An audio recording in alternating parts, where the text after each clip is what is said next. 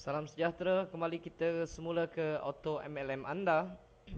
Tutorial kita pada kali ini adalah bagaimana kita untuk mendaftar autoresponder melalui Aweber. Jadi di sini saya tunjukkan langkahnya satu persatu. Anda pergi ke bahagian ini, cara-cara pendaftaran autoresponder Aweber. Dan klik di sini untuk memulakan pendaftaran. Tetapi sebelum anda klik di sini, pastikan yang anda klik di bahagian tools, clear private data. Yang ini untuk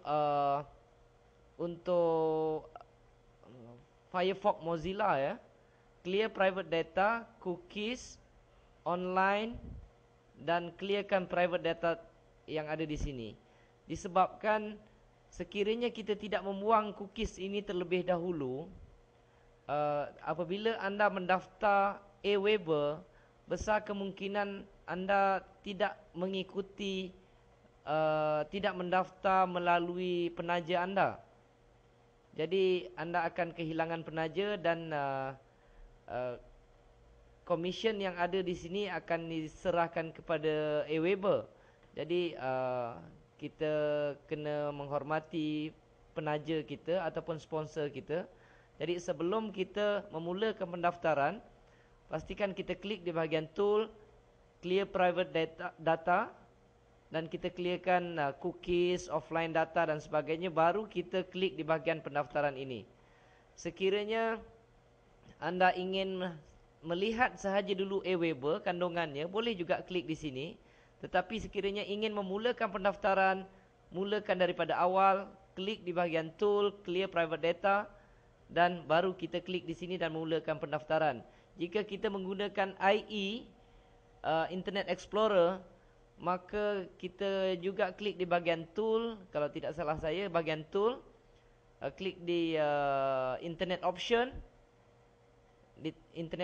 dan kita clearkan cookies dia terlebih dahulu. Tetapi saya sangat menggalakkan anda menggunakan Firefox Mozilla kerana dia lebih tahan daripada serangan virus.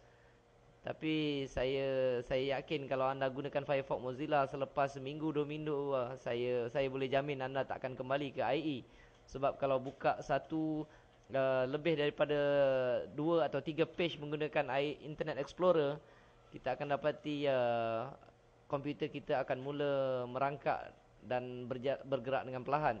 Tetapi ini tidak terjadi dalam Firefox Mozilla. Okey, selepas anda clearkan cookies, baru klik di memulakan pendaftaran. Kita klik di mulakan pendaftaran dan kita akan dibawa ke laman web Aweber. Dan selepas itu kita klik di free test drive. Dan kita akan diminta masukkan nama dan email address. Saya ambil contoh di sini. Email address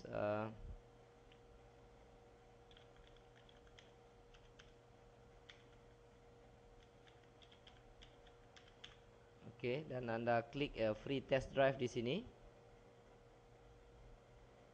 Dan apabila mereka beritahu check your email to confirm your request, kita lihat di dalam email kita. Dan kita akan dapati maklumat tersebut ada di dalam email kita. Kita klik di bahagian tersebut. Dan kita perlu confirmkan link yang diberikan di sini.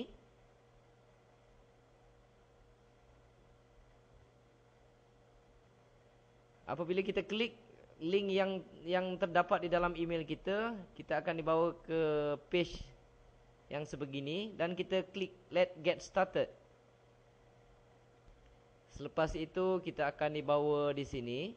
Jadi kita boleh pilih sama ada kita nak bayar terus 12 bulan ataupun 3 bulan ataupun tiap-tiap bulan. Tiap-tiap bulan kosnya lebih kurang RM19.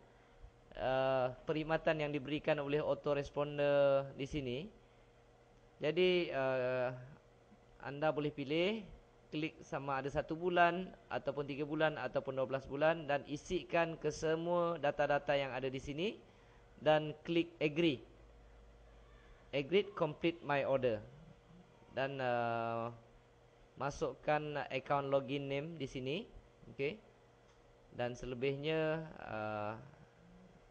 anda isikan perkara-perkara yang diperlukan di sini.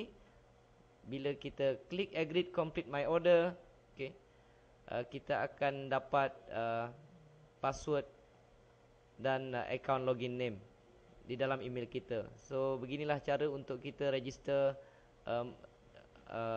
autoresponder Aweber.